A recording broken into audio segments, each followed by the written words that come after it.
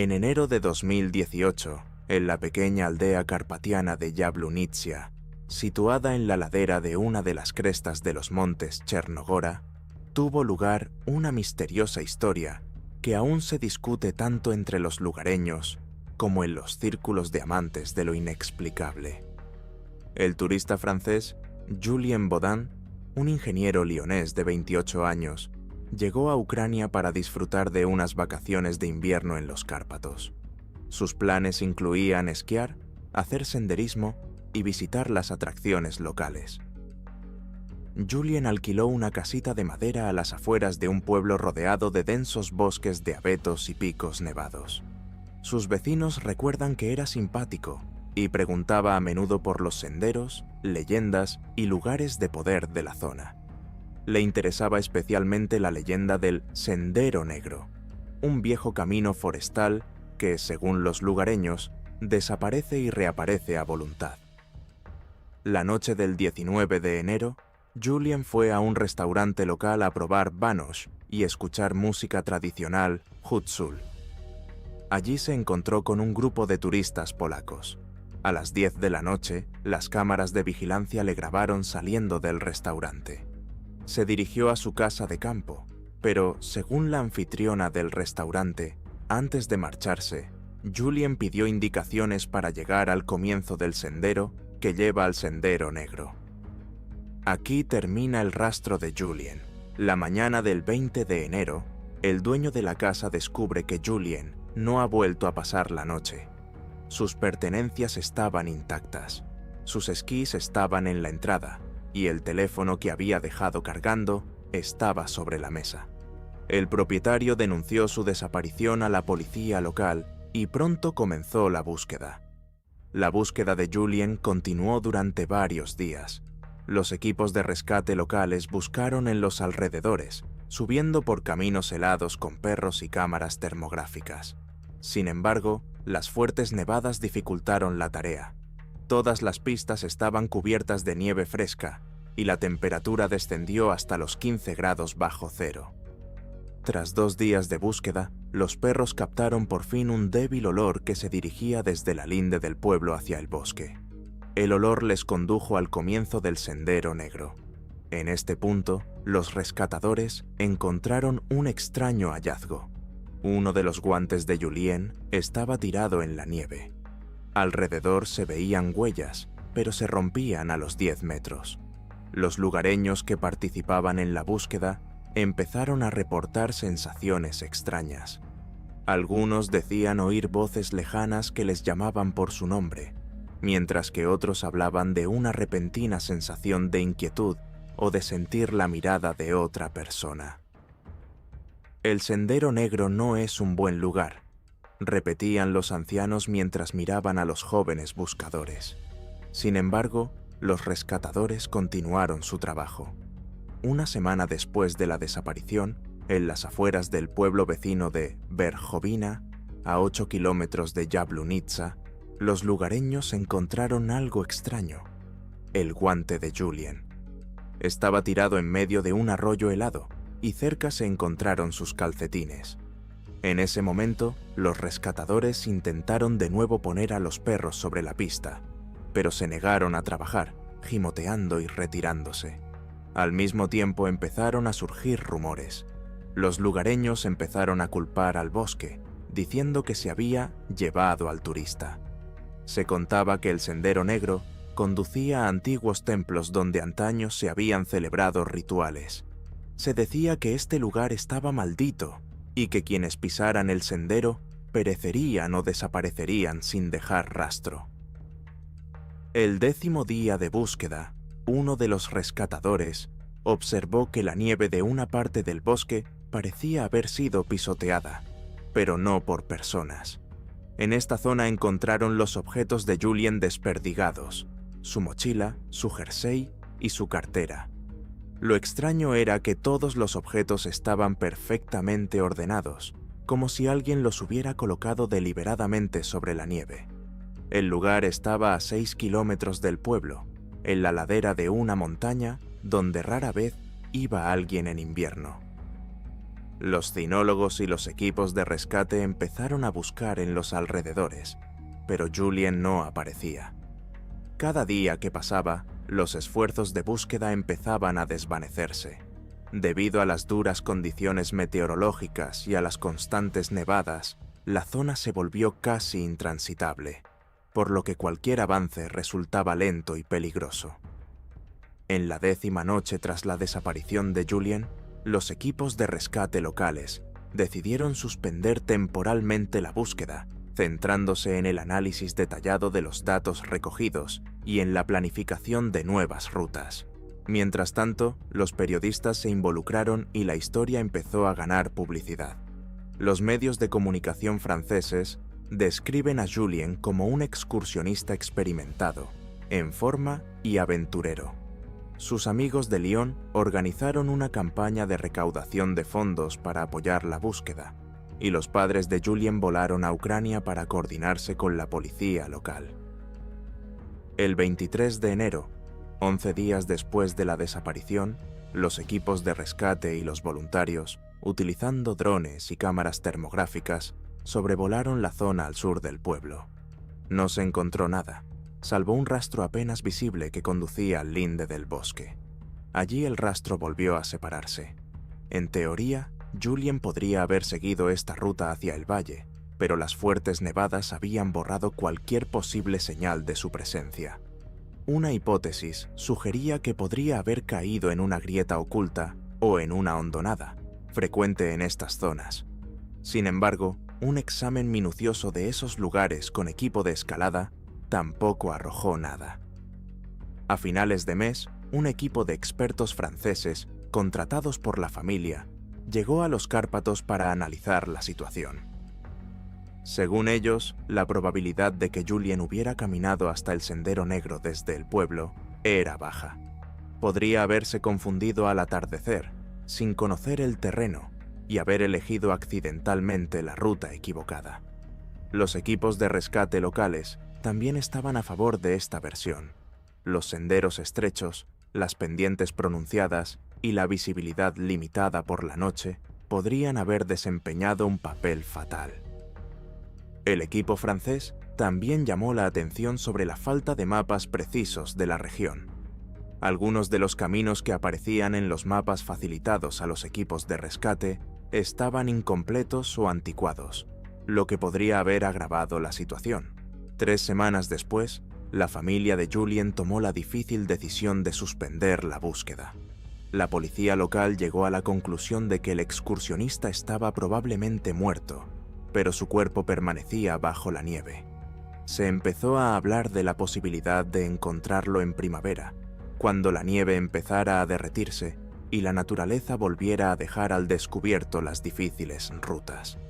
Los lugareños que participaban en la búsqueda tampoco descartaban la posibilidad de que Julien se hubiera perdido, alejado hacia los valles y congelado. Varias veces se informó desde pueblos vecinos de que se habían encontrado objetos o huellas que podrían pertenecer al turista francés, pero ninguna de ellas se confirmó. En abril estaba claro que la búsqueda había fracasado. Se exploraron a fondo todas las zonas clave, incluidos desfiladeros, bosques y crestas. En verano, cuando la nieve se derritió, pequeños grupos de voluntarios recorrieron de nuevo las zonas previamente estudiadas. Esperaban encontrar al menos pequeñas pistas, pero la naturaleza, como si Julien la hubiera absorbido, no les reveló nada. A día de hoy, la historia de Julien Boden sigue siendo uno de los muchos misterios de los Cárpatos. Se ha convertido en uno de esos turistas cuyas desapariciones están rodeadas de preguntas, pero siguen sin respuesta. La familia ha regresado varias veces a la región para mantenerse en contacto con las autoridades locales, pero a lo largo de los años nunca ha recibido nueva información.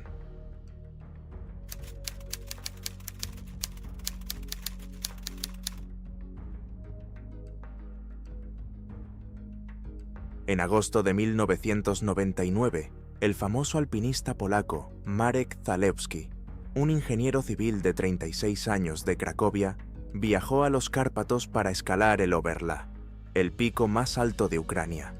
Su objetivo era recorrer una ruta exigente a través de la cordillera de Chernogorsk, que terminaría con la ascensión al Petros, otro pico alto de la región.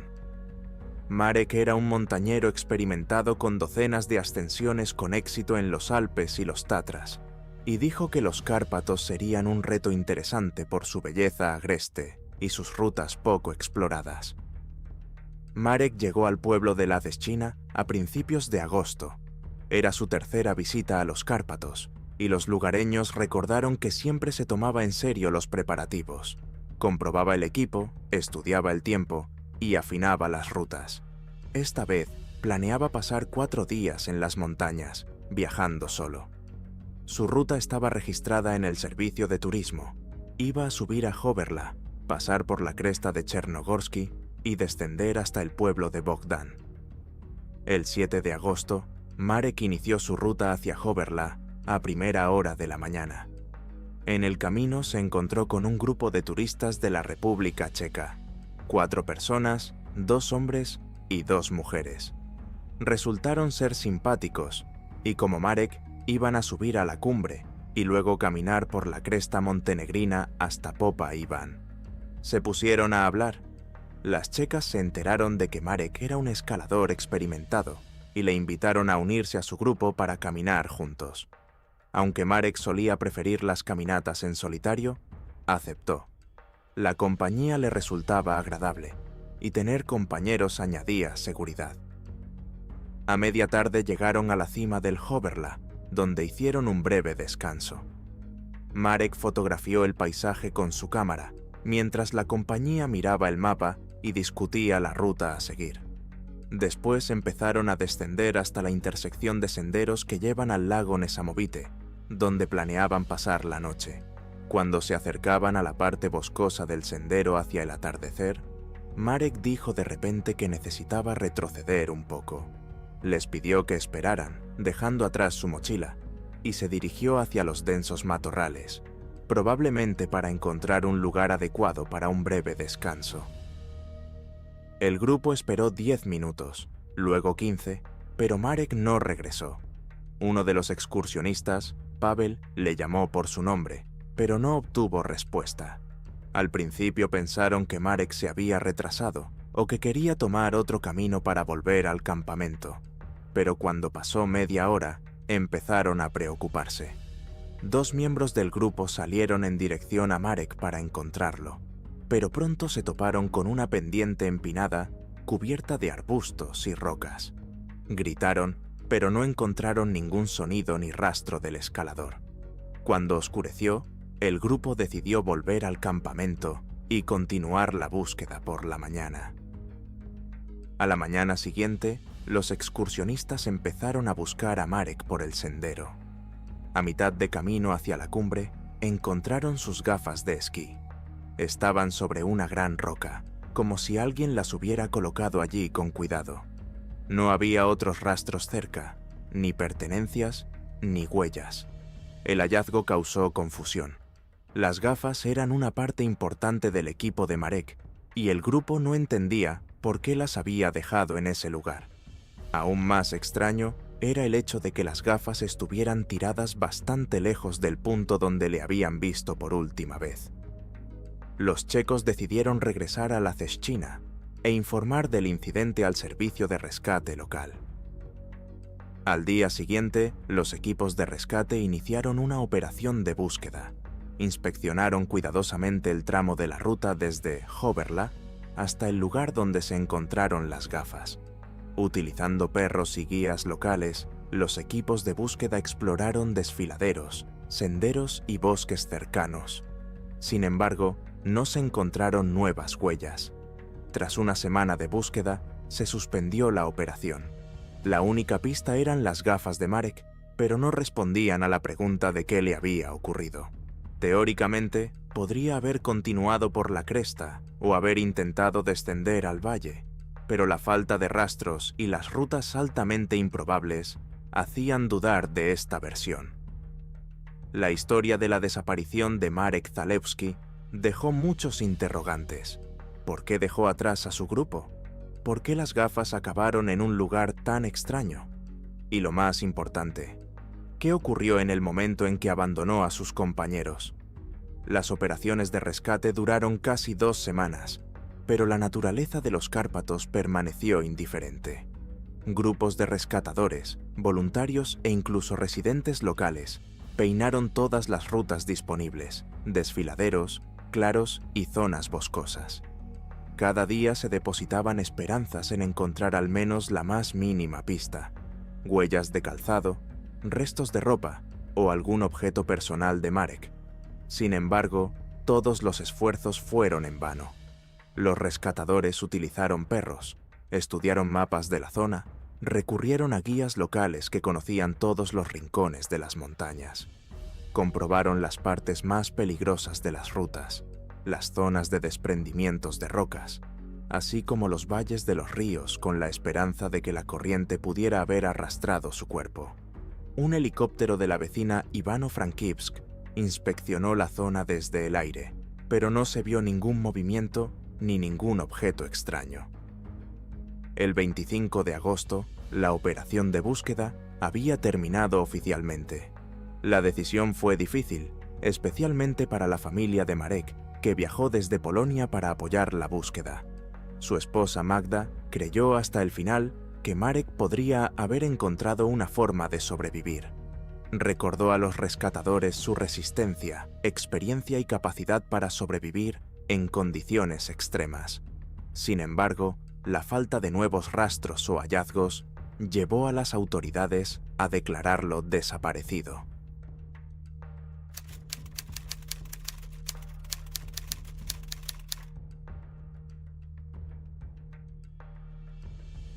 En octubre del año 2000, Andriy Korol, un excursionista ucraniano de 32 años, fue a los Cárpatos a explorar los senderos otoñales que rodean el macizo de Svidovets. Andriy era un excursionista experimentado. Conocía bien los senderos de montaña, organizaba a menudo excursiones para amigos y había estado muchas veces en los Cárpatos. Sin embargo, esta vez decidió ir solo para disfrutar del silencio y del paisaje. Antes de empezar la caminata, se alojó en el pueblo de Yasinya, donde dijo a sus conocidos que planeaba escalar el Dragobrat y luego caminar por el macizo hasta Bliznytsa y volver a bajar. Andrei estaba bien preparado. Llevaba tienda, comida, ropa de abrigo y un mapa detallado de la región. Su ruta estaba planeada para 3 días, tras los cuales regresaría a Yasinya. La mañana del 15 de octubre, Andrei emprendió el viaje. Fue visto por última vez por unos pastores que llevaban ovejas cerca del pie del Dragobrat. Dijeron que parecía confiado, saludó amistosamente y siguió su camino. Después, su rastro desapareció. Cuando Andriy Korol no regresó a la hora prevista, su familia dio la voz de alarma. Su hermana Oksana se puso en contacto con el servicio de rescate local de Rakiv, que inmediatamente empezó a organizar una operación de búsqueda.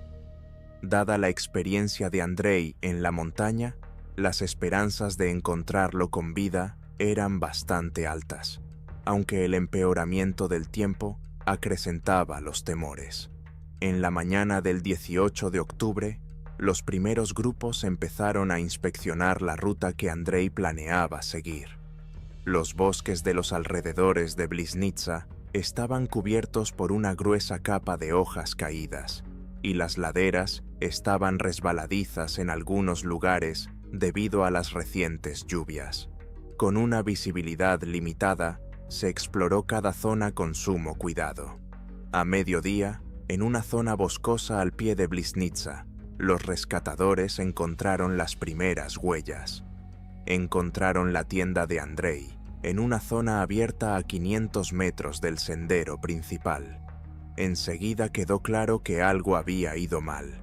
La tienda estaba rota. La tela tenía grandes agujeros que parecían extraños. Había cosas esparcidas cerca de la tienda. Algo de comida, un cuchillo de cocina tirado en la hierba y una linterna sin batería. Los rescatadores se dieron cuenta de que la mochila de Andrei estaba abierta y su contenido volcado. El hallazgo más misterioso fueron las huellas alrededor del campamento. A primera vista parecían huellas de patas, pero al examinarlas más de cerca, su forma no era característica de los animales que viven en los Cárpatos. Las huellas parecían una mezcla de largas garras y dedos humanos. Los equipos de rescate observaron que en el interior de la tienda no había señales de lucha ni sangre. Tenían la impresión de que Andrei había abandonado el campamento a toda prisa. Un poco más lejos de la tienda, a unos 20 metros, encontraron su termo y su taza tirados cerca de una roca. Todo parecía indicar que Andrei iba a detenerse para descansar o preparar una comida, pero algo le hizo interrumpir el proceso. A pocos metros de este hallazgo, entre los arbustos, se vieron nuevas huellas, profundas hendiduras en la tierra blanda. Tampoco correspondían a ningún animal conocido. Las huellas se interrumpían al borde de un pequeño barranco, donde comenzaba una densa espesura. El campamento de Andrei se convirtió en el punto de partida de nuevas búsquedas. Los rescatadores se centraron en la zona inmediata: barrancos, bordes del bosque y arroyos. Intentaron encontrar más pistas, pero no encontraron nada significativo hasta la noche. Los rescatadores empezaron a especular. Algunos pensaron que Andrei podría haberse encontrado con un animal salvaje, como un oso, y haber huido despavorido. Sin embargo, las extrañas huellas no encajaban en esta versión. Otros pensaron que podría haberse perdido en la niebla, abandonando la tienda para buscar un refugio seguro. A la mañana siguiente continuó la búsqueda, y pronto se encontraron nuevas pruebas que aumentaron el misterio del caso. El tercer día, después de descubrir el campamento de Andrew, el 21 de octubre, el equipo de rescate encontró nuevas pruebas. A 2 kilómetros de la tienda, junto a un arroyo de montaña, se encontraron sus pertenencias. Una chaqueta, ropa interior térmica y pantalones yacían en el agua, enganchados en una roca. A primera vista parecía que habían sido arrastrados por la corriente, pero la disposición era extraña. La ropa estaba doblada descuidadamente, como si se la hubieran quitado y la hubieran dejado atrás. También se encontraron cerca los zapatos de Andrei. Uno yacía en la orilla y el otro estaba parcialmente sumergido en el agua. Su estado planteaba muchas preguntas. La superficie de cuero de los zapatos tenía arañazos profundos que no parecían normales. No había heridas visibles, sangre ni otras marcas en la ropa que indicaran una agresión. Y lo que es más importante, se volvieron a encontrar huellas extrañas alrededor del arroyo que se parecían a las vistas cerca de la tienda. Las huellas se alejaban por la orilla, pero pronto desaparecían en la superficie rocosa. El lugar donde se habían encontrado planteaba muchas preguntas. ¿Por qué Andrei se había quitado la ropa? ¿Intentaba cruzar el arroyo o estaba desorientado? Algunos de los rescatadores sugirieron que podía estar herido y que intentaba calentarse, a pesar de lo absurdo de tal idea en las frías condiciones. Los lugareños que participaron en la búsqueda sugirieron que Andrew pudo resbalar y caer al agua, tras lo cual la corriente arrastró las cosas. Sin embargo, la ausencia de cadáver puso en duda esta hipótesis. Los equipos de rescate investigaron a fondo el tramo de arroyo río abajo, descendiendo a los barrancos y comprobando cada depresión. Se examinaron agujeros profundos ocultos bajo el agua donde podrían haberse alojado el cuerpo, pero no se encontró nada. La búsqueda continuó durante otra semana, recorriendo zonas cada vez más remotas. Los equipos de rescate ampliaron el radio de búsqueda utilizando perros y helicópteros. Se inspeccionaron picos vecinos, barrancos y formaciones kársticas ocultas conocidas en la región. Sin embargo, no se encontraron nuevas huellas ni pertenencias. Las condiciones meteorológicas aumentaron las dificultades. Las noches eran cada vez más frías y la niebla que descendía por las crestas limitaba la visibilidad. A finales de octubre, los equipos de rescate tomaron una dura decisión: suspender las búsquedas activas, dejando la esperanza para la primavera, cuando la nieve se derritiera y hubiera posibilidades de encontrar el cuerpo. La historia de la desaparición de Andrei Korol ha dado lugar a muchas teorías. Una de las primeras teorías fue el ataque de un oso. Sin embargo, la falta de signos de lucha, sangre o heridas en su ropa puso en duda esta teoría. Las extrañas huellas encontradas cerca de la tienda y el arroyo tampoco coincidían con las patas de animales conocidos. Algunos equipos de rescate creen que Andrew podría haberse desorientado debido a un traumatismo o a un repentino deterioro de su salud. Esto podría explicar por qué se quitó la ropa, pero no respondía a la pregunta de por qué nunca se encontró su cuerpo. Se especuló con la posibilidad de que Andrei se hubiera encontrado con madereros ilegales o cazadores furtivos que podrían haberle asustado o incluso hecho daño. Sin embargo, no se encontraron pruebas de esta versión. En los Cárpatos hay muchas grietas profundas, cuevas y barrancos en los que uno puede caer sin dejar huellas visibles. Andrei podría haber caído en una trampa de este tipo, y el tiempo otoñal y las fuertes lluvias podrían haber ocultado las huellas de su estancia. Con la llegada del invierno, las esperanzas de una pronta resolución de este misterio se desvanecieron. La familia de Andrew, a pesar de su dolor, organizó una velada conmemorativa en la que sus amigos le recordaron como un hombre valiente, amable y entusiasta. En la primavera del año 2001, cuando la nieve empezó a derretirse, se reanudó la búsqueda. Los rescatadores inspeccionaron de nuevo los lugares donde se habían encontrado la tienda y la ropa. La naturaleza, sin embargo, seguía siendo un poco imprecisa. No se encontraron ni el cuerpo ni nuevas huellas de Andrei.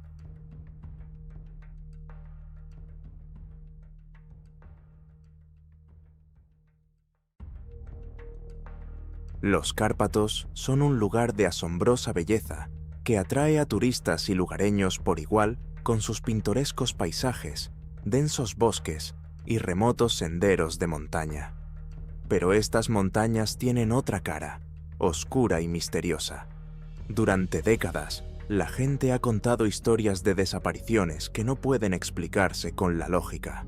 Un recolector de setas experimentado que desaparece durante unos días en un bosque conocido y regresa con recuerdos borrosos. Un niño pequeño que juega fuera de su casa y desaparece para siempre, dejando tras de sí solo un trozo de tela. Un excursionista estadounidense que planificó cuidadosamente su excursión, pero solo dejó atrás una mochila encontrada en la linde del bosque. Un joven de Frankivsk que siguió una ruta conocida y desapareció en el corazón del Orjani, dejando solo su chaqueta junto a una misteriosa cruz. Todas estas historias tienen algo en común. Ninguna de ellas ha sido resuelta. Hoy iremos a los misteriosos Cárpatos, donde la naturaleza esconde secretos increíbles. En este vídeo escuchará historias sobre misteriosas desapariciones que nunca se han resuelto, asombrosos hallazgos que no hacen más que aumentar los interrogantes y lugares que los lugareños evitan por miedo. Si te gustan las historias que te hielan la sangre y te oprimen el corazón, dale a me gusta y permanece atento. Te esperan secretos increíbles que te dejarán sin aliento y te harán ver los Cárpatos de una forma completamente distinta.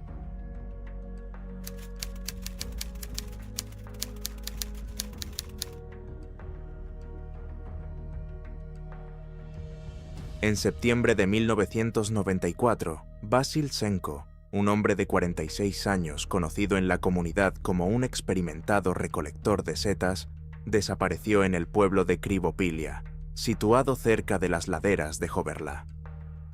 Vasil había vivido toda su vida en los Cárpatos y conocía cada recodo de los senderos, cada arroyo y los mejores lugares para recoger setas. Aquella mañana partió hacia la zona de Yaborova Poliana, un lugar que tenía una reputación desigual entre los lugareños. Basil era un hombre que no podía asustarse. Ya había experimentado situaciones peligrosas en su vida. Una vez, incluso, fue perseguido por un oso, pero logró escapar. Por eso, cuando su esposa María le contó que había oído a un vecino hablar de voces extrañas en el trazado, Basil se limitó a sonreír. Esas voces, María, deben de ser borrachos que vuelven a casa desde los matorrales, bromeó y cogiendo una cesta, se fue al bosque. El día de la desaparición, el tiempo era perfecto. El sol se abría paso entre el espeso follaje y el aire húmedo olía a setas y musgo mojado. Basil salió en la dirección por la que había caminado docenas de veces. Los lugareños que lo vieron por la mañana dijeron que estaba de buen humor, bromeando, incluso jactándose de que traería media cesta de blancas. Al día siguiente, María dio la voz de alarma. Los hombres del lugar, pastores, cazadores y silvicultores, se reunieron para ir en busca de Basil. Al principio, todos estaban seguros de que se había retrasado. Podría haber estado jugando en el bosque o haberse quedado a pasar la noche en la cabaña de los pastores. Pero al cabo de un día, quedó claro que era más grave. Su amigo, el guardabosques Olexa, afirmó haber visto las huellas de Basil cerca de Yaborova Poliana. Llevaban a un pequeño arroyo donde el recolector de setas podría haberse detenido a descansar. Pero no lejos de este lugar, todas las huellas desaparecieron de repente. Cuando los buscadores llegaron a la zona, se dieron cuenta de que el bosque tenía un aspecto inusual. Los árboles crecían al azar. Algunos estaban doblados en ángulos extraños, como si alguien los hubiera doblado con fuerza, mientras que otros estaban secos y vacíos, como si los hubieran succionado desde dentro. Alrededor reinaba un silencio opresivo. El guarda forestal observó otro hecho extraño. Casi no había setas en el suelo. En esta época del año deberían haber sido abundantes, pero el terreno parecía muerto. Al tercer día de búsqueda, el equipo de rescate se topó con algo insólito. Encontraron la cesta de Basil en las raíces de un viejo árbol, cubierta de musgo en algunas partes. Contenía setas sorprendentemente frescas, como recién recogidas. Luego, a unos metros de la cesta, encontraron otro objeto, una navaja plegable que Basil siempre llevaba consigo. La hoja estaba abierta y en el mango había gotas de líquido que parecían jugo de setas trituradas. Pero no había rastros del propio Basil. Al atardecer del mismo día, cuando algunos de los rescatadores regresaban al pueblo, vieron algo en la ladera que les hizo detenerse. Una tenue luz roja palpitaba a lo lejos entre los árboles. Se movía de un lado a otro, pero cuando los hombres intentaron acercarse, la luz desapareció. Al quinto día de búsqueda, cuando empezaban a perder la esperanza, encontraron a Basil. Estaba sentado en una piedra cerca del tracto, mirando al vacío. El hombre llevaba la misma ropa que el día de su desaparición, pero su rostro estaba pálido, como si llevara muchos días sin comer ni dormir. ¿Dónde estabas?, le preguntaron los rescatadores, pero Basil no respondió. Estaba callado y solo miraba hacia la montaña, como si viera algo allí. Cuando lo llevaron al pueblo, empezó a recobrar poco a poco la conciencia, pero todas sus respuestas solo suscitaban más preguntas. Basil no podía responder. Afirmaba que había abandonado el pueblo el mismo día en que lo encontraron, y no entendía cómo había podido estar desaparecido 5 días. Su estado seguía siendo extraño. No podía explicar lo que había pasado, y solo hablaba de los extraños sonidos que oía en el bosque. Parecían voces humanas que le llamaban por su nombre. Basil vivió varios años más después del incidente, pero nunca volvió a recoger setas. Afirmaba que el bosque le reveló algo que era mejor no saber. Algunos lugareños especularon con que Basil había entrado en un lugar donde la realidad cambiaba, quizá una de las llamadas zonas de poder. Otros creían que había sido víctima de algún fenómeno natural, como unas setas venenosas que le provocaron alucinaciones. Pero en el pueblo se sigue hablando de la misteriosa luz de la zona de Yavorova Poliana. Mucha gente ha intentado resolver este misterio, pero el lugar sigue siendo tan inexplicable e inquietante como siempre.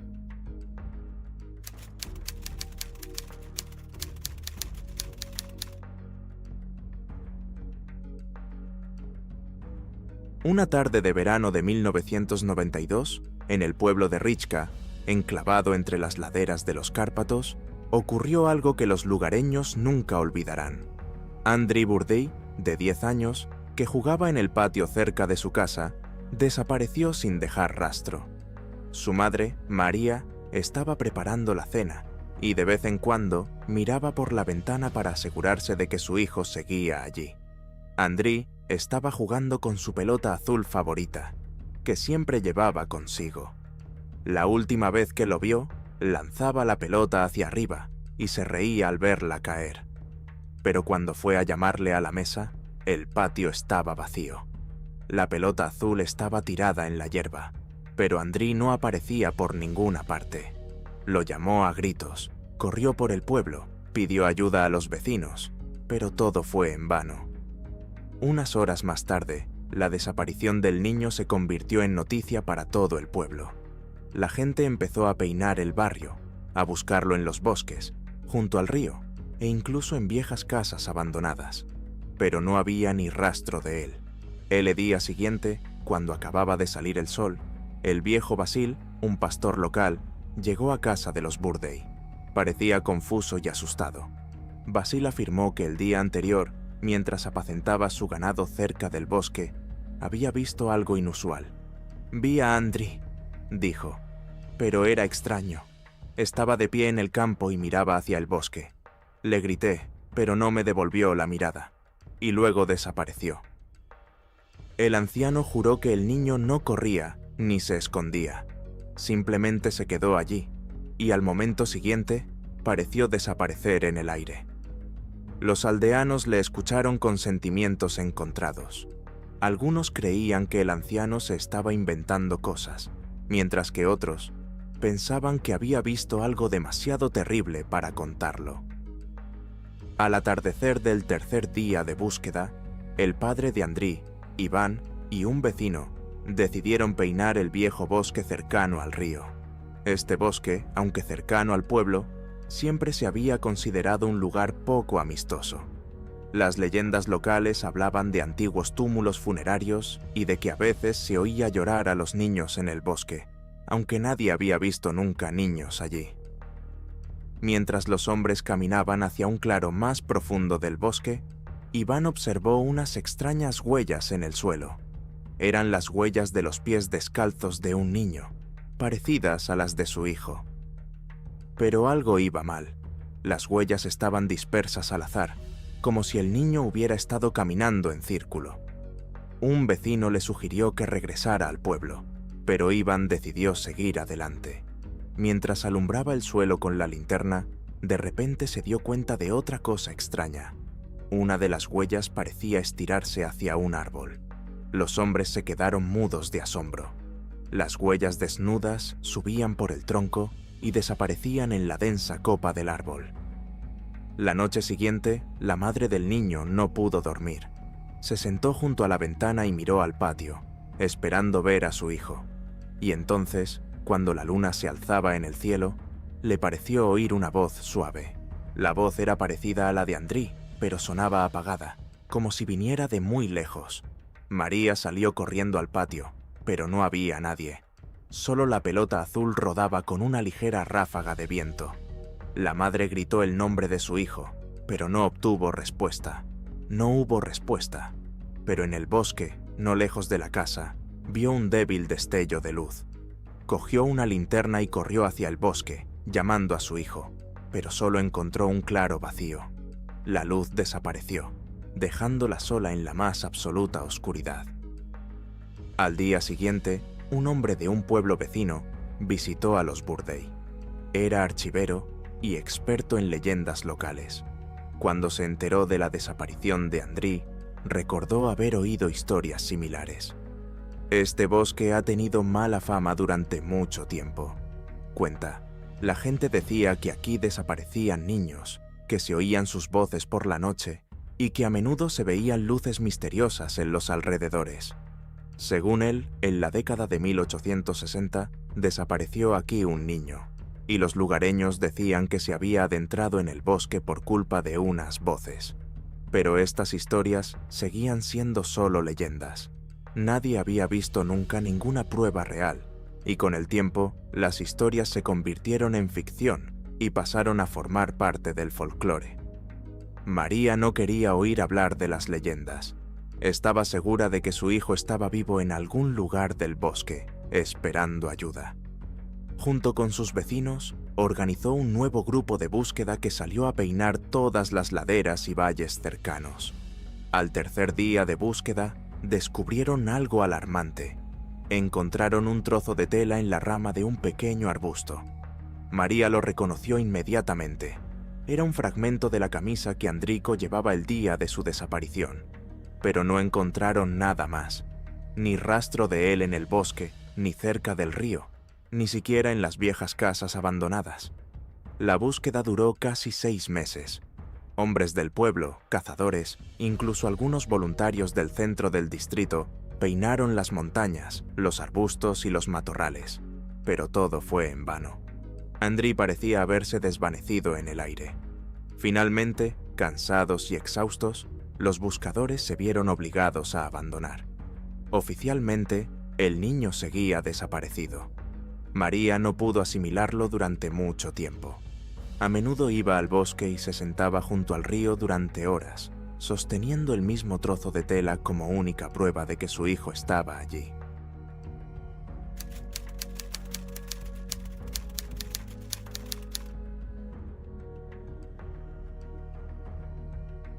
En la primavera de 2001, Jason Carter, un turista de Florida de 34 años, llegó a Ucrania para cumplir su sueño de hacer senderismo por los Cárpatos. Era un excursionista experimentado que había recorrido los montes Apalaches, visitado parques nacionales en Canadá e incluso escalado las cumbres de la Patagonia. Pero los Cárpatos le atraían especialmente porque, según decía, eran misteriosos e intactos. Jason alquiló una casita en el pueblo de Yasinya y planeó pasar varios días en las montañas explorando la zona. Su ruta le llevaba por la popular subida de Hoverla y luego por senderos menos conocidos hacia la cresta de Chornohora. Informó al dueño de la casa de que volvería en 3 días y dejó el contacto de un guía local al que había pedido consejo.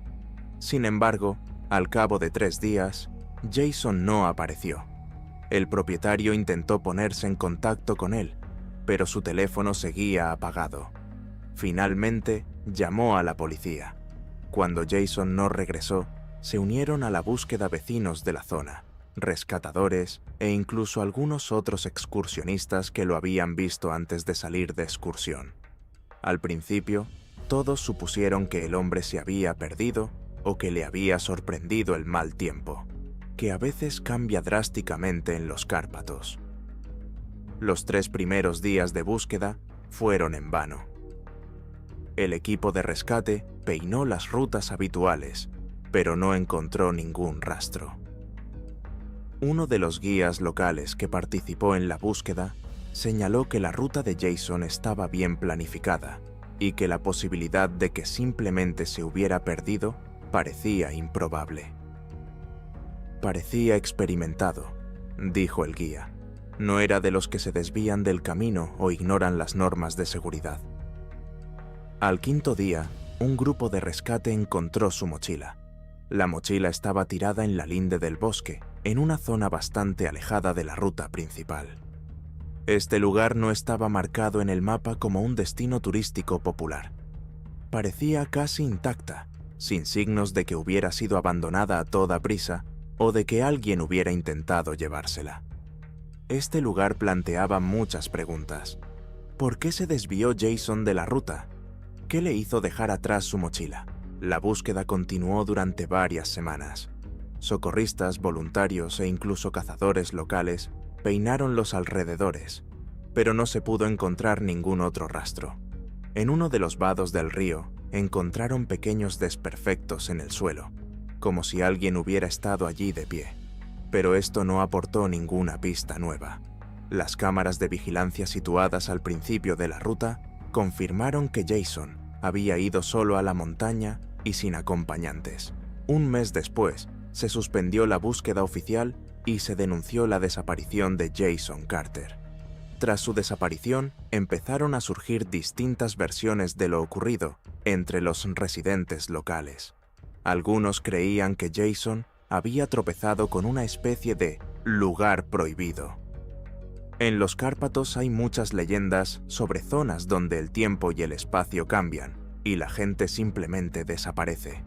Otros decían que podía haber sido víctima de algún fenómeno natural, como un corrimiento de tierras o el gas venenoso, que a veces se acumula en los desfiladeros. La mochila de Jason sigue guardada en la comisaría local como única prueba de su estancia en los Cárpatos. El caso se ha cerrado oficialmente, pero para muchos lugareños y su familia, el misterio sigue sin resolverse.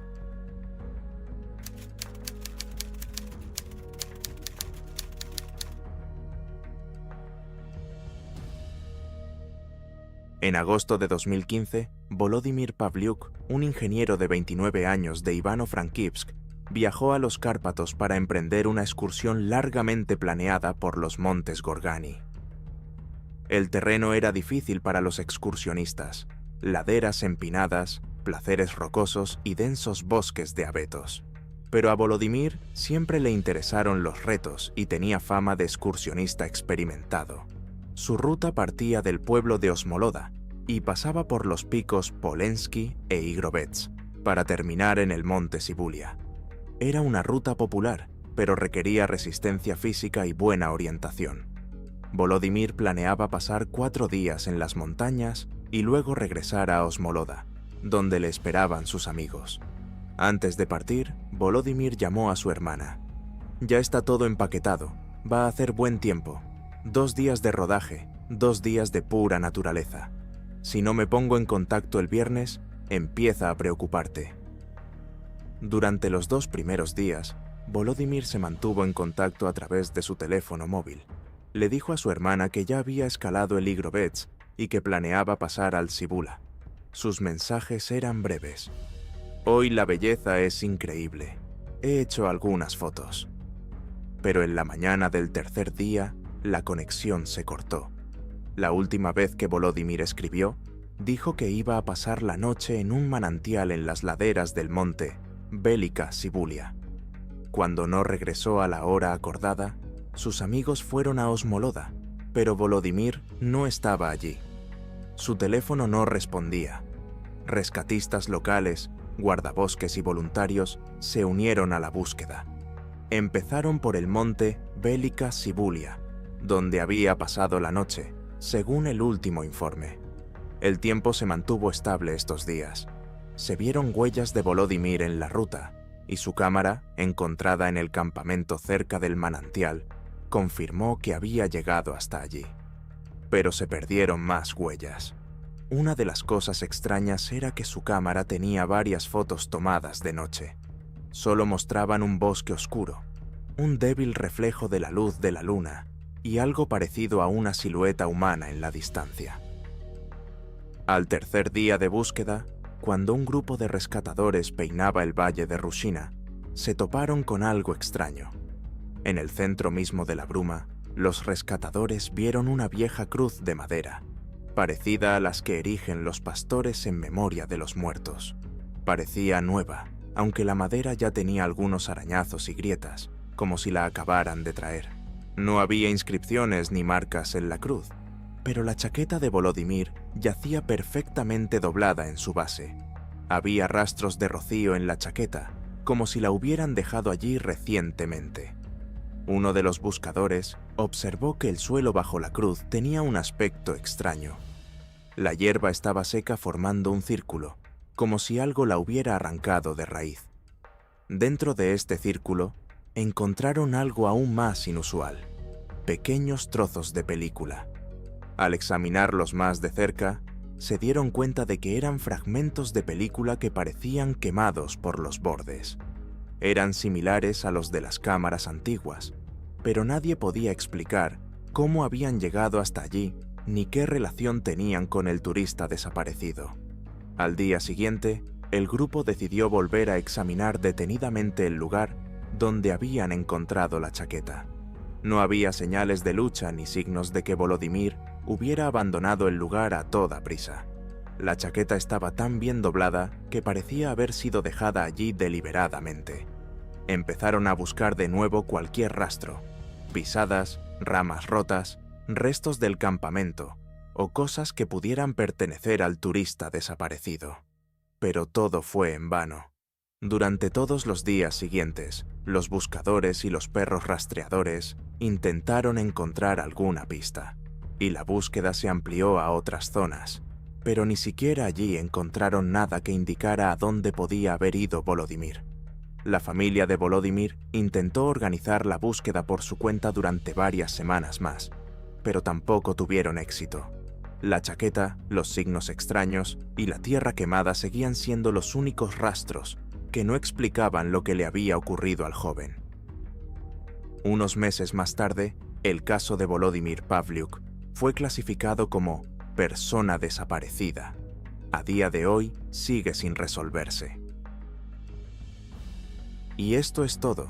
Si te han gustado estas misteriosas historias, por favor, pulgar arriba, comparte tus opiniones en los comentarios y no dejes de escribir si te gustaría ver la continuación de las historias sobre desapariciones en los Cárpatos. Sus comentarios nos inspiran para contar historias aún más interesantes e increíbles. Gracias por estar con nosotros y hasta pronto.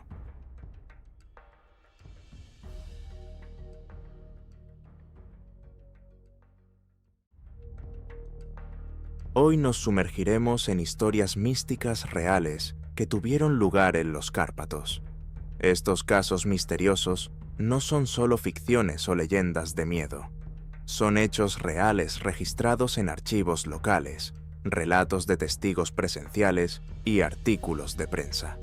Le contaremos las misteriosas desapariciones de recolectores de setas, silvicultores experimentados y turistas que dejaron huellas en los senderos pero parecieron esfumarse.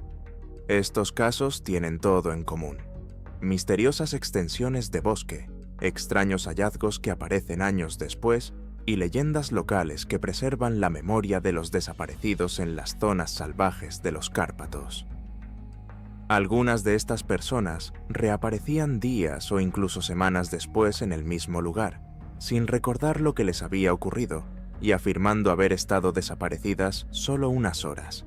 Así que, si te gustan las historias sobre lo desconocido y lo místico, dale al play a este vídeo. Suscríbete a nuestro canal y prepárate para sumergirte en los misterios de los Cárpatos.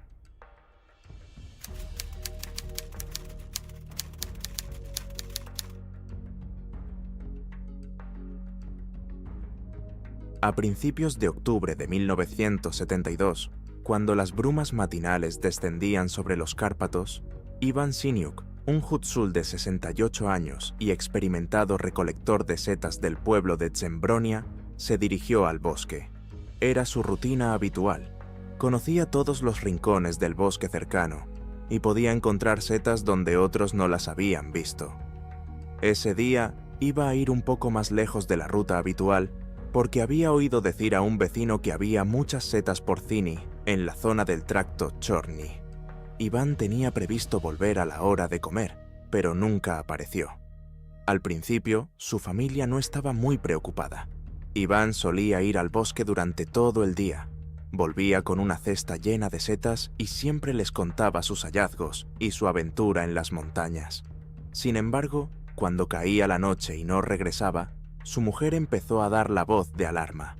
Los lugareños reunieron rápidamente un grupo de búsqueda que salió a buscarlo al amanecer. Durante 3 días seguidos, decenas de aldeanos peinaron el bosque, los alrededores y las montañas cercanas, pero fue en vano. Solo encontraron algunas cestas de setas rotas y fragmentos de zapatos viejos que podrían haber pertenecido a Iván. No había señales de lucha ni de huida en pánico. Parecía como si se hubiera desvanecido en el aire. En el denso bosque donde Iván conocía todos los caminos, esto era impensable. Una semana después, se suspendió oficialmente la búsqueda y se empezó a hablar en el pueblo. Los ancianos hablaban con tristeza de la maldición del Tracto Negro, un lugar que sus abuelos y bisabuelos habían evitado. Según la leyenda, allí vivían los espíritus del bosque, que a veces llamaban a la gente con su voz, la conducían a la selva y no la dejaban volver. Se decía que los desaparecidos habían ido más allá de la frontera, e incluso décadas después, cuando alguien se atrevía a entrar en el tracto, oía los ecos de las voces de los que nunca volverían. Uno de los guardabosques locales, Vasil Hriorusiak, que también participó en la búsqueda, dijo más tarde que, mientras peinaba el bosque, vio a Iván entre los árboles, pero cuando se acercó, el hombre desapareció y Vasil solo oyó un susurro, apenas audible, que le llamaba por su nombre. Este susurro llegaba de todas partes, como si las propias montañas respiraran una historia antigua, oculta a las miradas indiscretas. Pasaron unos meses y una tarde de invierno, la mujer de Iván encontró algo extraño en el umbral de su casa. Un viejo frasco de madera que siempre había llevado consigo, pero que dejó en casa el día que desapareció. Estaba cubierta por una fina capa de escarcha y junto a ella había una cesta de setas. La mujer, incrédula, llamó a sus vecinos, pero nadie supo explicar de dónde había salido el frasco ni cómo se podían encontrar setas frescas en pleno invierno. Desde entonces, los lugareños empezaron a decir que Iván seguía vagando por los bosques de la zona de Chorny, recogiendo setas para los que se quedaban en el pueblo. La gente decía que, si se va al bosque al atardecer, se puede ver su sombra entre los árboles. Y, según una antigua tradición Hutzul, todos los años, el día de su desaparición, los aldeanos dejan una vela cerca del bosque y un trozo de pan para que los espíritus le dejen volver a casa. Hoy, el bosque cercano al Tracto Negro parece igual de tranquilo, pero ahora nadie se acerca hacia él. Incluso los que antes no creían en leyendas empezaron a creer que Iván Siniuk había entrado en un mundo del que no hay retorno, formando parte de los Cárpatos, viviendo su propia vida misteriosa.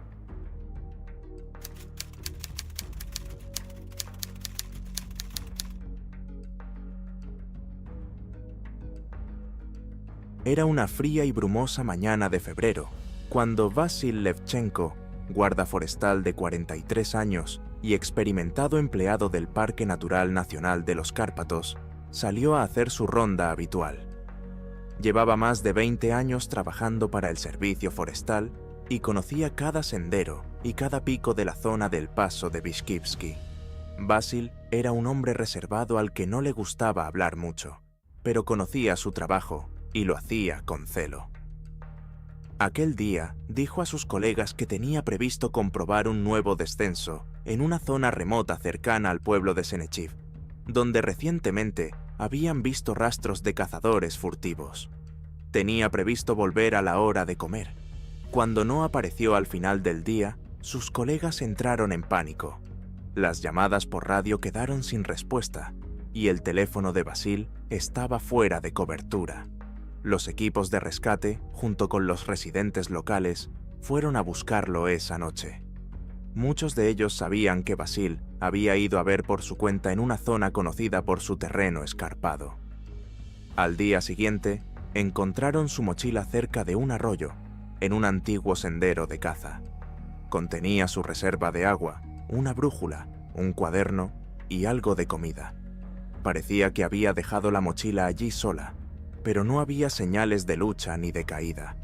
Durante los 3 días siguientes, los equipos de búsqueda peinaron la zona, pero Vasil no apareció.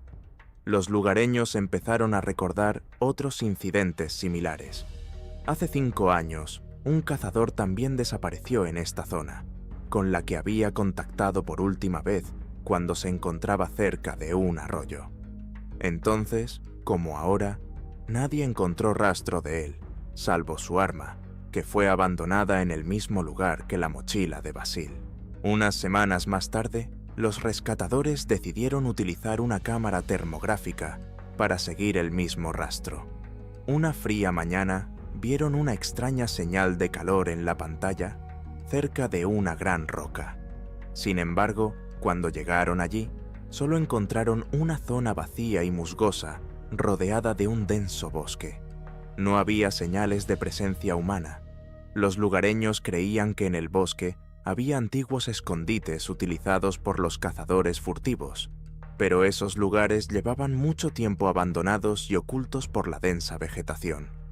Más tarde, uno de los jóvenes guardas forestales se percató de un extraño detalle. El cuaderno de Basil contenía unas coordenadas que no figuraban en los mapas oficiales. La anotación era breve, sin explicaciones. Cuando los lugareños y los rescatadores fueron al lugar, encontraron un viejo búnker abandonado de la Segunda Guerra Mundial, casi completamente cubierto de tierra y arbustos crecidos.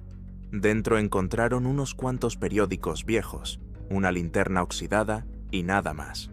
El caso quedó sin resolver, y los lugareños empezaron a decir que Basil podría haber tropezado con las huellas de cazadores furtivos que querían ocultar sus actividades. Algunos creían que el búnker podría formar parte de un antiguo plan de contrabando, y que Basil podría haber estado tras la pista de alguien. Nadie sabe qué fue de él, pero su mochila, las coordenadas de su cuaderno y el búnker abandonado son los únicos rastros que dejó en los bosques de los Cárpatos.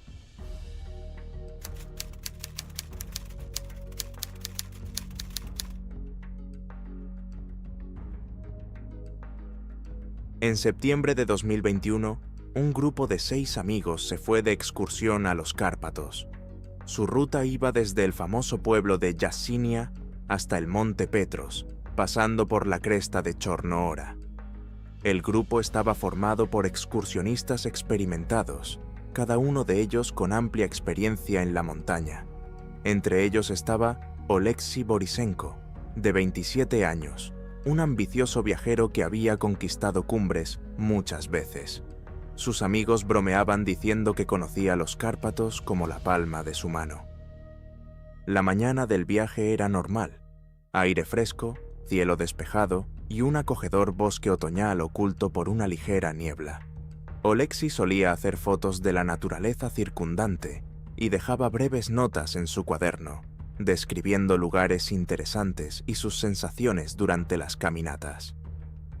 El día que llegaron a Petros, Oleksii mencionó un pequeño sendero ramificado que, según dijo, conducía a una ladera con unas vistas fantásticas. A sus amigos no les importó y decidieron darle la oportunidad de mostrarles un lugar secreto, desconocido para otros turistas. El camino era difícil, lleno de maleza y prácticamente sin puntos de referencia, pero Oleksii confiaba en sus habilidades. Cuando llegaron a la cornisa y montaron las tiendas, empezó a descender una espesa niebla que cubría las montañas con un muro impenetrable.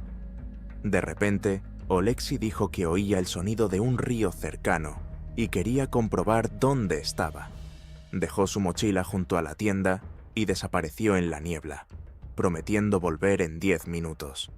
Pero esos 10 minutos se convirtieron en media hora, luego en 1 hora y después en toda la noche. A la mañana siguiente, sus amigos, alarmados, empezaron a buscarle. Llamaron a Alexei en busca de rastros, pero todos sus intentos fueron en vano. Solo unas horas más tarde consiguieron encontrar su cuaderno. Las anotaciones en él eran extrañas y desordenadas, frases caóticas y dibujos que representaban los contornos de rostros humanos como si surgieran de la niebla. Más tarde, sus amigos le contaron que las últimas páginas del cuaderno contenían las palabras «están cerca», «entre mundos» y «no les sigas». La operación de búsqueda comenzó inmediatamente. Los equipos de rescate locales recorrieron las montañas, peinando la zona con drones y perros. El segundo día de búsqueda Los perros guiaron al grupo hasta un viejo escondite de leñadores abandonado desde hacía mucho tiempo. En la entrada encontraron la chaqueta de Oleksy, que, a primera vista, parecía nueva y limpia, como recién traída. Sin embargo, los rastros se rompieron justo al lado del escondite, y, a pesar de numerosos exámenes, no se encontró ni una sola pista. La búsqueda continuó durante varios días, pero no hubo resultados. Finalmente, una semana después, se suspendió la operación, dejando sin resolver la desaparición de Oleksy. La historia de la desaparición de Oleksy se extendió rápidamente por los Cárpatos.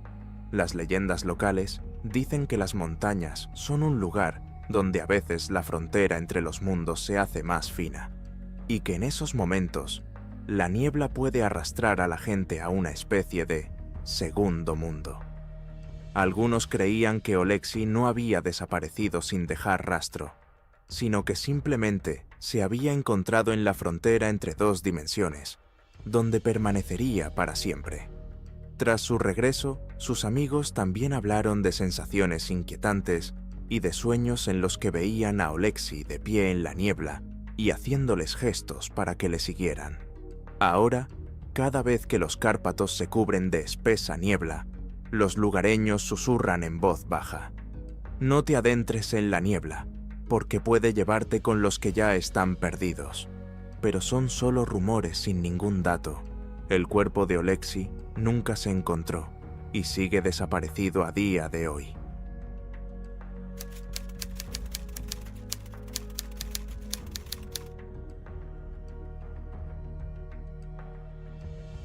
En agosto de 2023, un grupo de 5 turistas se fue de excursión a los Cárpatos, con la intención de conquistar la cima del monte Pip Ivan. Entre ellos estaba Andriy Kovalenko, de 32 años, un experimentado viajero de Kiev. El grupo preparó cuidadosamente el viaje, comprobó su equipo y las condiciones meteorológicas. Los primeros días de la excursión transcurrieron sin contratiempos. Los turistas disfrutaron del paisaje y del aire puro de la montaña. Al tercer día, mientras atravesaban un denso bosque, Andriy sugirió que tomaran un atajo por un camino menos conocido que había marcado en el mapa. El grupo aceptó, confiando en su experiencia. El sendero resultó ser más difícil de lo esperado. Estrecho, cubierto de maleza y casi intransitable en algunos tramos. Tras varias horas de duro caminar, los turistas decidieron tomarse un descanso. Andriy, que quería explorar la zona, se adelantó y prometió volver en 15 minutos. Sin embargo, pasó media hora y no regresó. Sus amigos, preocupados, empezaron a llamar a Andriy, pero no obtuvieron respuesta. Decidieron dividirse en 2 grupos para buscarlo y acordaron reunirse dentro de 1 hora en el campamento. La búsqueda fue infructuosa. Andriy no aparecía por ninguna parte, ni había rastro de su presencia.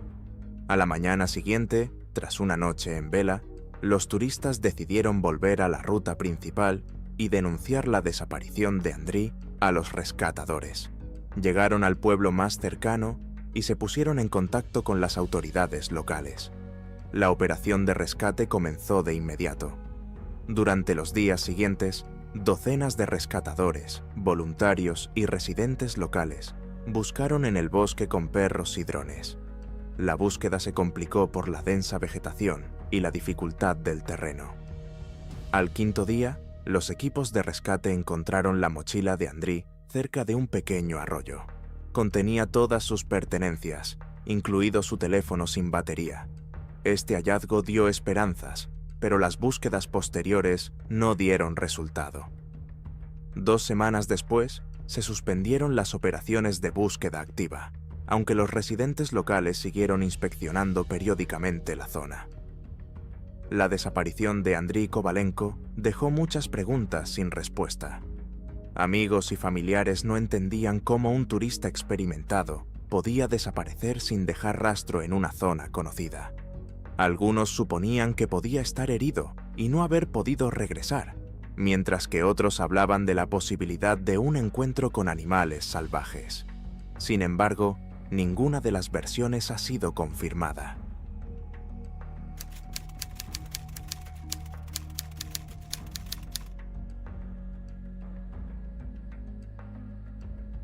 En el verano de 1990, Hutsul Mikhailo Natiuk, un conocido recolector de setas local y experto en los bosques de los Cárpatos, fue a recoger setas en dirección al trazado de Lisiche. A pesar de su misteriosa reputación, Mikhailo había ido allí muchas veces solo, y esta vez prometió a su mujer volver antes de comer. Llevaba consigo el equipo habitual de recolector de setas: una cesta, un cuchillo y un mapa de los senderos locales que casi se había deshecho. Cuando el sol se puso tras las montañas y Mikhailo no regresó, su mujer dio la voz de alarma. Al día siguiente, a la hora de comer, los habitantes de Dembrona salieron en su busca. Sabían que él, un recolector de setas experimentado, difícilmente podría haberse perdido. Peinaron los lugares habituales, subieron a las laderas, pero no había ni rastro de Mikhailo. Al tercer día de búsqueda, uno de los forestales que se unió a la operación dio con un lugar extraño. Un viejo prado con árboles retorcidos como si estuvieran enfermos, que se erguían en forma de un gran círculo. En el centro del círculo había una vieja piedra agrietada con símbolos tallados que nadie podía reconocer. Los lugareños llamaban a esos lugares zonas de poder, donde preferían no ir innecesariamente. A la noche siguiente, los dos rescatadores pasaron la noche en la entrada del trazado de Lisiche, donde veían a menudo a Mikhailo durante sus excursiones. En mitad de la noche, cuando la niebla empezaba a descender sobre el bosque, observaron una tenue luz azul a lo lejos, entre los árboles. No se movía, pero parecía como si la luz palpitara, sintiendo su presencia. Se dirigieron hacia la luz, pero a medida que se acercaban, ésta se adentraba más en el bosque. Les pareció que alguien estaba jugando con ellos, atrayéndolos hacia el interior del bosque. Al cabo de unos minutos, se dieron cuenta de que se habían perdido y se encontraban en una parte del bosque que no conocían en absoluto. El sexto día de búsqueda, cuando los rescatadores se estaban quedando sin energía y empezaban a perder la esperanza, ocurrió algo inexplicable. Un grupo de lugareños que peinaba las laderas cercanas a la zona de Lisiche se topó de repente con Mikhailo.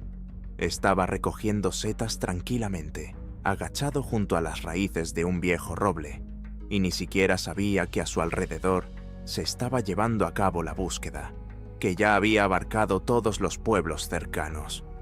«Mikhailo, Dios mío, ¿dónde has estado? Llevamos 5 días buscándote», gritó uno de los rescatadores, sin dar crédito a lo que veían sus ojos. Mijaíl se levantó, mirándoles sorprendido, como si acabaran de aparecer de otro mundo. Tenía una expresión de confusión en el rostro. «¿El quinto día? ¿De qué estás hablando? Acabo de llegar por la mañana, como siempre. Estaba recogiendo setas, y aquí estáis todos», respondió, como si no hubiera pasado nada raro. Los rescatadores se quedaron boquiabiertos. Mikhailo parecía completamente tranquilo y no tenía ni idea de que decenas de personas llevaban días buscándole. Les aseguró que no llevaba mucho tiempo recogiendo setas, e incluso afirmó que había salido de casa hacía solo unas horas. Mientras tanto, los rescatadores se dieron cuenta de que la ropa de Mikhailo estaba en las mismas condiciones que el día de su desaparición, sin rastros de suciedad ni desgaste, como cabría esperar de alguien que había pasado 5 días en el bosque. La cesta estaba llena de setas frescas, recién recogidas, húmedas por el rocío de la mañana, como si realmente acabara de empezar a recoger. Al seguir hablando con él, los rescatadores notaron una extraña calma en su comportamiento, como si fuera un día más para él. Mikhailo no entendía por qué le preguntaban por el tracto, dónde había estado y por qué, según decían los rescatadores, habían visto una luz extraña en el bosque aquella noche. Estaba seguro de que había salido de la aldea solo unas horas antes. Los rescatadores estaban desconcertados. Mikhailo parecía haber salido del corazón del bosque. Parecía un fantasma y parecía como si el tiempo se hubiera detenido para él en el momento en que se adentró en el bosque. Tras el inesperado regreso de Mikhailo Natiuk, los periódicos locales se llenaron de titulares como ¿Ha regresado el recolector de setas del otro mundo? Y Bosque de los Cárpatos, ¿mito o realidad? Los periodistas discutían activamente la misteriosa desaparición del recolector de setas, que según los rescatadores, se comportaba como si no le hubieran buscado en 5 días. Las historias sobre su encuentro con el equipo de búsqueda en las afueras de la zona de Lisich sonaban tan extrañas que parecían una obra de fantasía o una leyenda urbana. El periódico local Hutsulski Visti publicó el testimonio de los rescatadores, que afirmaban haber encontrado a Mikhailo en perfecto estado, sin signos de fatiga ni siquiera pequeños arañazos típicos de una larga estancia en el bosque. Con setas frescas en su cesta y sin saber por qué le buscaban, Mikhailo seguía siendo un misterio que fascinaba no solo a sus paisanos, sino también a los de los pueblos vecinos. Sin embargo, la mayoría de la gente no se creía la historia.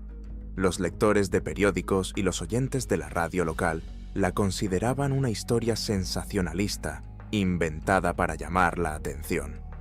Muchos supusieron que Mikhailo simplemente se había perdido y que finalmente encontró el camino de vuelta, pero negó estar asustado para no avergonzarse ante la comunidad. Otros creían que la historia había sido inventada por los periodistas para suscitar un ambiente místico en torno al tracto Lisiche. Esto es todo por ahora. Gracias por seguir con nosotros hasta el final.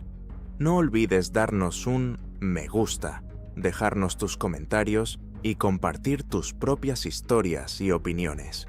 Cuídate y recuerda, la naturaleza a veces esconde secretos que ni siquiera conocemos.